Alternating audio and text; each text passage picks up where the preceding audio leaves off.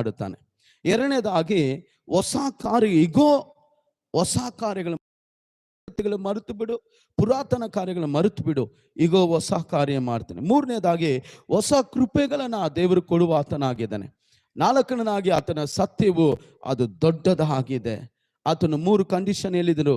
ಯಾವಾಗ ದೇವರ ಕೃಪೆ, ದೇವರು ಒಳ್ಳೆಯವನಂತ ನಮ್ಮ ಜೀವನದಲ್ಲಿ ಗೊತ್ತಾಗತ್ತೆ, ಕರ್ತನಲ್ಲಿ ಸಂತೋಷಿಸುವಾಗ. ಎರಡನೇದಾಗಿ ನಿರೀಕ್ಷಿಸುವಾಗ. ಮೂರನೇದಾಗಿ ಒಳ್ಳೆಯವನಾಗಿ ನಡೆಯುವಾಗ.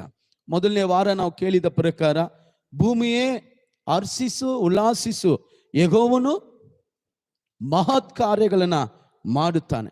ನಮ್ಮ ಜೀವಿತದಲ್ಲಿ ಮಾಡ್ತಾನೆ, ದೇವರು ಮಾಡ್ತಾರೆ. ಅವರ ನಂಬುವವರ ಮೂಲಕವಾಗಿ ಅಂತ ಸೂಚಕ ಕಾರ್ಯಗಳನ್ನ ದೇವರು ಮಾಡುತ್ತಾನೆ. ಎರಡನೇದಾಗಿ ಆತನನ್ನು ಎದುರಿಸ್ತಾ ಶಾಂತವಾಗಿ ಎದುರುಗೊಳ್ಳುತ್ತಾ ನಿರೀಕ್ಷಿಸ್ತಾ ಶಾಂತವಾಗಿ ಕಾದಿರುವವರಿಗೆ ಆತನ ಅದ್ಭುತ ಕಾರ್ಯ ಮಾಡ್ತಾನೆ.